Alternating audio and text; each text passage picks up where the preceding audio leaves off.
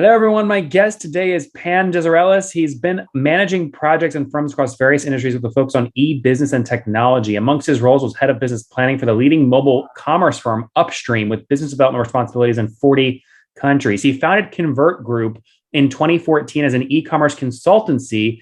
And as we see in SaaS a lot, has now pivoted successfully into an enterprise SaaS play with his partner, Elena. Pan, you ready to take us to the top? Yeah, let's do it.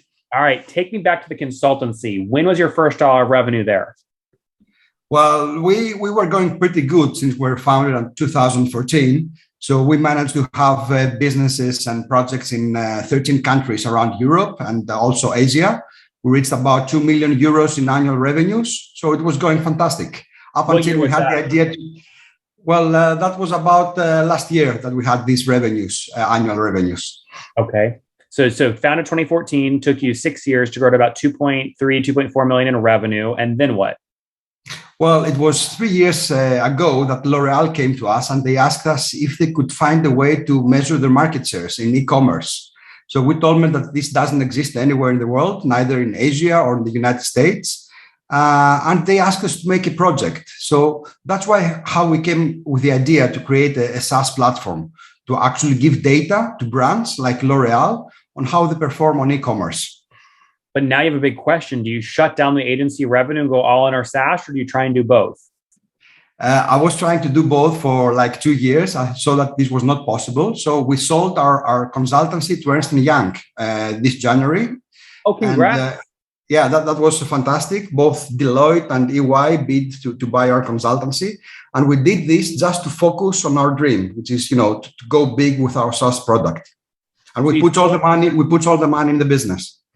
So you sold the consultancy to Ernst & Young in January this year. That's right. How do you value an agency doing 2.4 million top line? Well, it's about one times the revenues, since we are in services or something like that. And it was a good transaction. They didn't get the founders, they didn't get me. They took my people, they took our clients, and we were able to invest the money, to our business as a product. And actually, it's not the money; it's the focus we wanted to have on what we do. Now, correct me if I'm wrong, but I think you raised 50,000 in 2017, 3.5 million in 2019, and another 6.9 million in 2020. Is that the business you just sold? No, we didn't raise any money for our consulting business. We've raised for our product business, and it's less money than what you said. We've raised 1.2 million euros about 2 years ago. Okay, and the website is convertgroup.com, correct? That's right. Yep. I wonder why my research team got these raised numbers. Did you raise debt?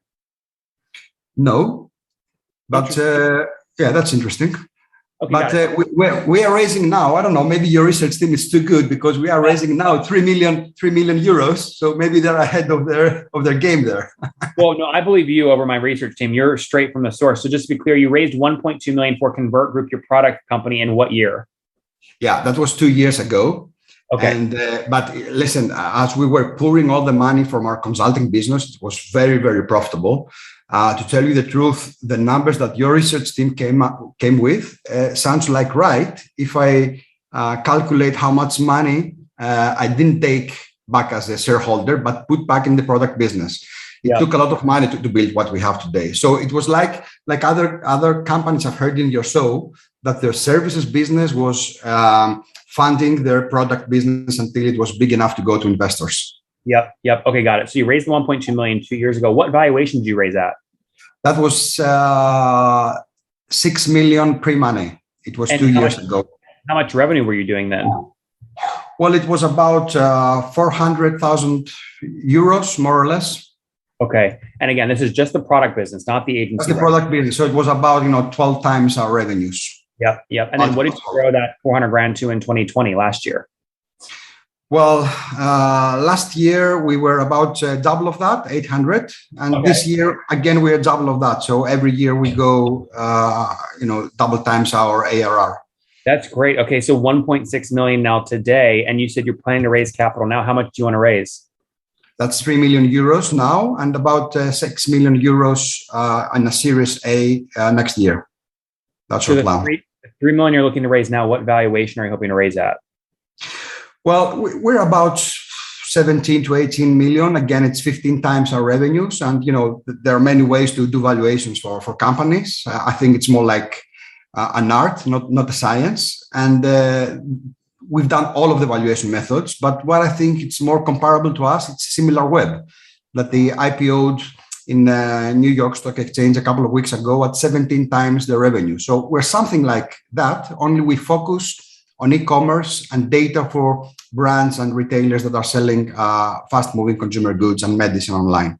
Like L'Oreal, right? So what is a brand? What do these companies do on average per month? Well, our customers are like L'Oreal, Unilever, P&G, Bayer, GlaxoSmithKline. We have 15 of the 20 biggest multinationals in fast-mover consumer goods and consumer healthcare. And they give us contracts of about, it's enterprise contracts, about 20,000 euros per year on average. A company like L'Oreal would give us double of that, but we have smaller clients with about 10,000 euros per year. Yeah. How many total customers today? We have about 78 customers, 79 customers, and with an average. Where was that a year ago? That was about a little bit higher than a half, but we are able to increase the revenue from every customer like 10% year after year because we upsell the contract we have. We get more money from them. Yep. Are you able to quantify what that upsell revenue looks like? And, what's your net dollar retention over the past 12 months? Well, absolutely. Actually, our churn is very, very low. We have 2.5 churn. Monthly or annually? This is annually. And talking about logo churn, because if I tell you about our net churn and money, we are minus 5%. I mean, existing customers give us more money than the customers will lose. I don't know if it's our product, it's a low price because it's abnormal for a startup to lose only 2.5% of the customers. I think it's normal to be around 10%. Yeah, I mean, I think these economics are good, right? So if we just round up, you're churning 3%, you're expanding that same cohort from a year ago 8%. So your net dollar retention is 105%, which is the same as negative 5% net churn. Yeah. So it's all healthy economics. Now, how are you getting new customers? What are you spending to get a new $15,000 a year contract? Right. Funny enough, Nathan, we didn't have any marketing department and we didn't have any salespeople. It was happening organic up to today. So now we're investing in the sales organization and, doing some marketing and spending some money on AdWords and LinkedIn, etc. Up to today, it was word of mouth. So, L'Oreal Greece would recommend us to L'Oreal Spain and L'Oreal Spain to L'Oreal Italy and Johnson & Johnson, etc. Wow. And,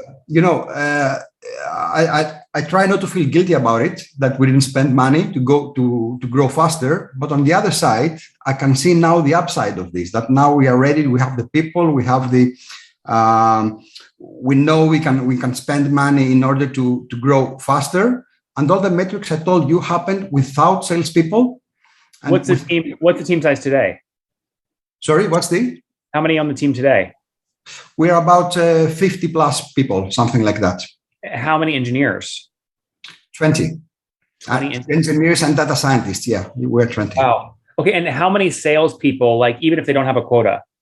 Okay. No, today we just built the sales team. It's 3 people. We just got the third one and 1 director. So it's been from January after we sold to EY that we started building a really great world-class caliber sales team. 4 on the sales team with that director, 3 of them, those 3, are they carrying a quota? Yeah, absolutely. What's the annual quota? Well, they should bring something like $500,000 each on ARR. Okay, got it. So they have to bring in $500,000 in ARR. And if they do that, what can they earn full compensation? Well, we do it mostly for our salespeople getting extra salaries. It's not like a percentage of sales, but for the director, we have a different arrangement. Having said that, what we're doing at Convert Group, actually, we have a data marketplace. So it's not selling to L'Oreal that will give us the money or Johnson & Johnson. These brands, Nathan, are ready to give us the money. They want data. They want visibility on e-commerce like crazy. It's the easy part.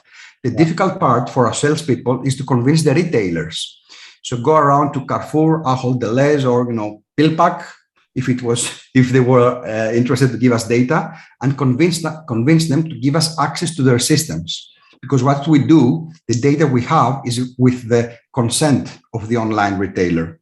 So this is the difficult part of our equation. Now, we will give bonus to our salespeople when they bring on retailers. Now, this can be like, 3,000 euros per retailer they bring on, or things like that.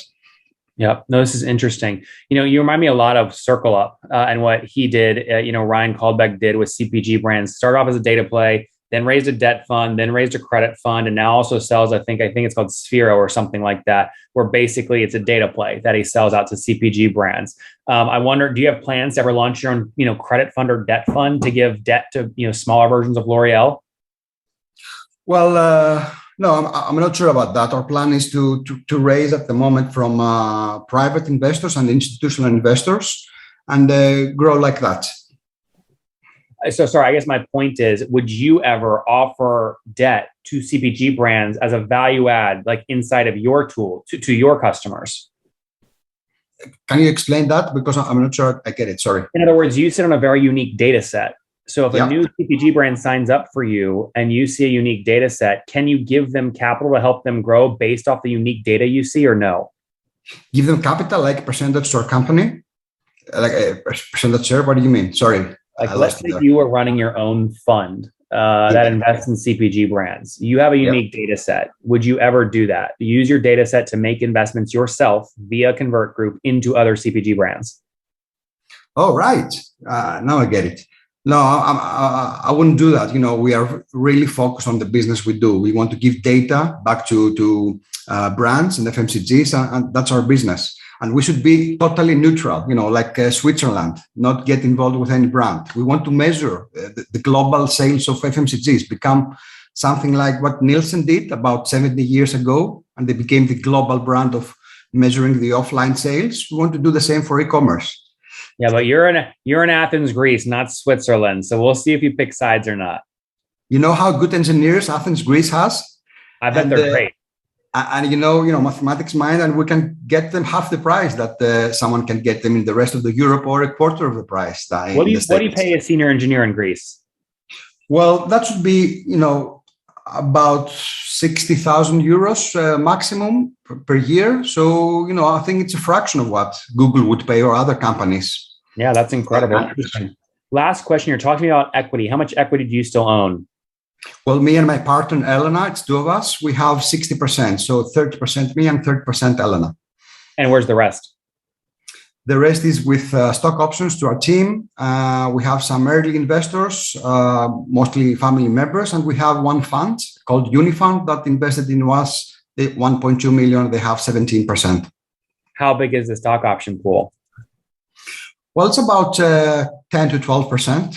Okay, that's great. I love that. Very cool setup here, Pan. Let's wrap up with the famous five. Number one, favorite book. Well, I have to say Trailblazer from Mark Benioff from Salesforce. I really love this guy in the book. Number two, is there a founder you're following or studying? I like to take things from many founders and CEOs, not one particular. But if I was to name one, I would say my dad, because he taught me most of the things I knew for entrepreneurship. Love that. Number three, what's your favorite online tool for building a business? Slack, full stop, no comments. Number four, how many hours of sleep do you get every night? Well, Nathan, funny you should ask that, because I don't know how the other entrepreneurs you interview get like 6 or 7 or 8 hours of sleep. I admire that. I can't get more than 4 hours. I mean, I wake up and my brain is working to do what I have to do next to my work. So this is something I have not found the balance yet, but that's the way I am. Well, and it's late there now. Hold up your beer. You're drinking a good Corona or something, right? That's powered you late tonight. There you go. All right. And what's your situation? Well, Pan, I know you're married with that. It sounds like married. Do you have any kids? Yeah, I have 2 kids. 3? 2 kids. 2. Okay. And how old are you? I'm 48 years old. 48. Last question. What's something you wish you knew when you were 20? Well, I wish I knew many things. I can name 100 things, but listen, I didn't know anything more, because of what I am today. It's the journey I had to learn all these things I didn't know. So I'm okay with how I was at 20. Guys, Convert Group gives brands like L'Oreal great insights on CPG information and data sets. They've grown from an $800,000 run rate a year ago to 1.6 today, doubling year over year. They raised 1.2 million on a 6 million valuation in 2019 and looking to raise 3 million right now on an $18 million valuation. We'll see if they can get it done. 78 customers paying on average $20,000 per year. Their team is 55 people, 20 engineers. We will see what happens next. Pam, thanks for taking us to the top. Thank you, Nathan.